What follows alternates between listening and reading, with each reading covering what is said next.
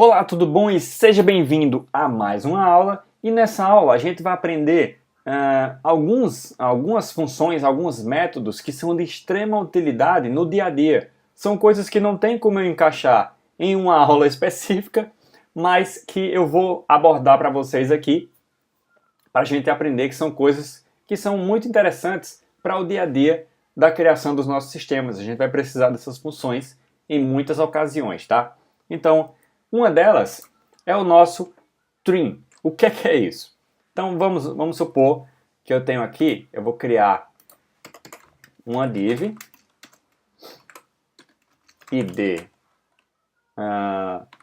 algo, e dentro dessa div ela está aqui e eu vou criar esse é um texto.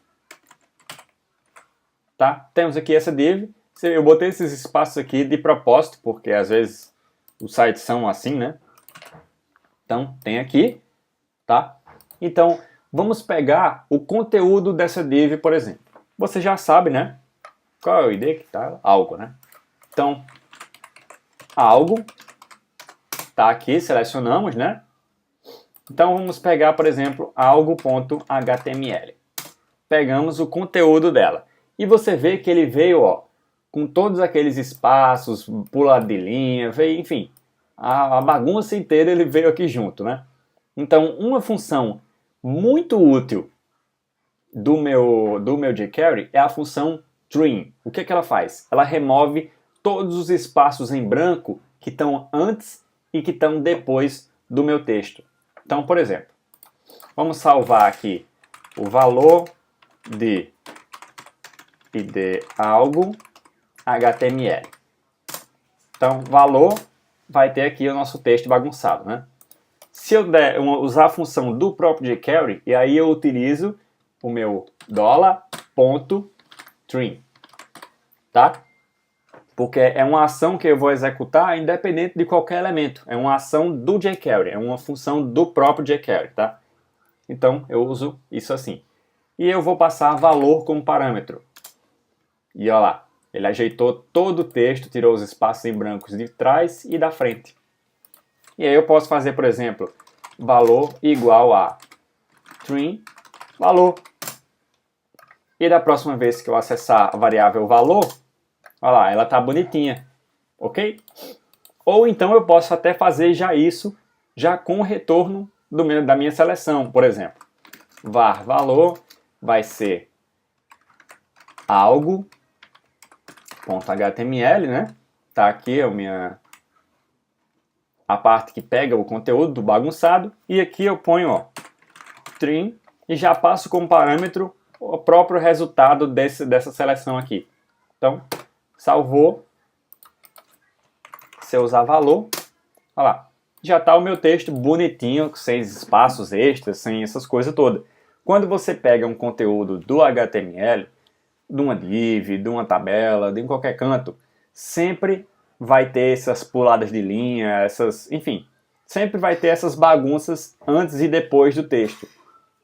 Porque normalmente é assim que se cria o HTML, tá? Você põe um pouquinho de bagunça aqui, você põe uns espaços em branco, umas puladas de linha para organizar.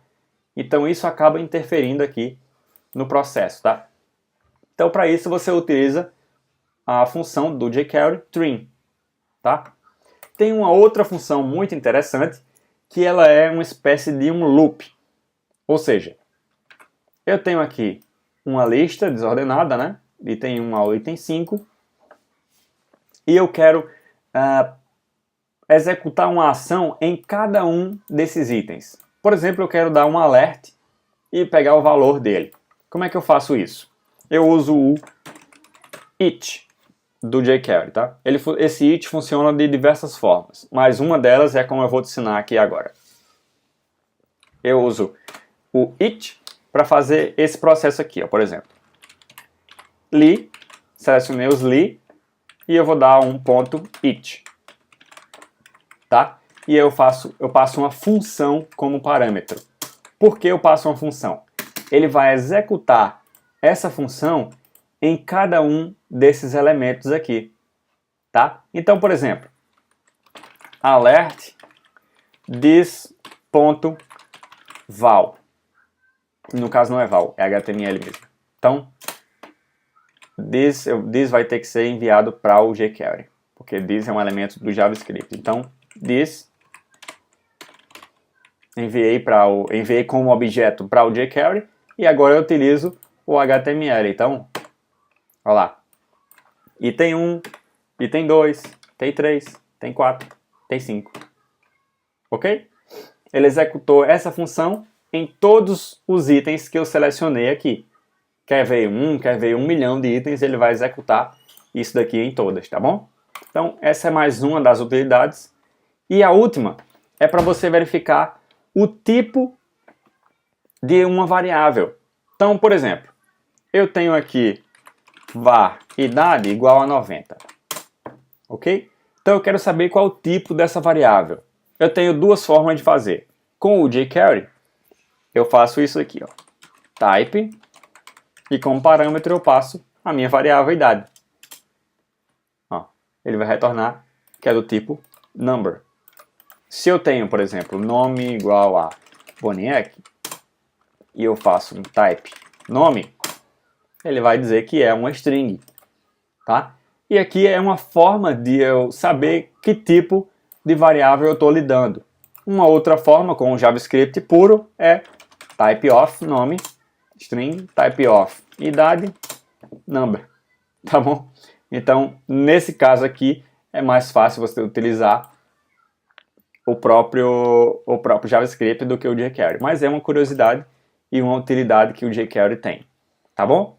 Então, essas foram algumas das funções úteis que você tem para utilizar com o jQuery. Tem uma outra que é, por exemplo, eu não quero saber qual o tipo de uma variável, mas eu quero saber se aquela variável é um número, por exemplo. Então, eu faço is numeric e eu passo idade, por exemplo. E ó, true, é verdade, é numérica. Então eu posso fazer assim, ó, is numeric idade e eu executo alguma coisa aqui. Sim, é numérico. Tá? E aí eu não tenho só o is numérico, eu tenho diversas opções. Por exemplo, is array, para saber se um array é um array, se uma variável é um array, né?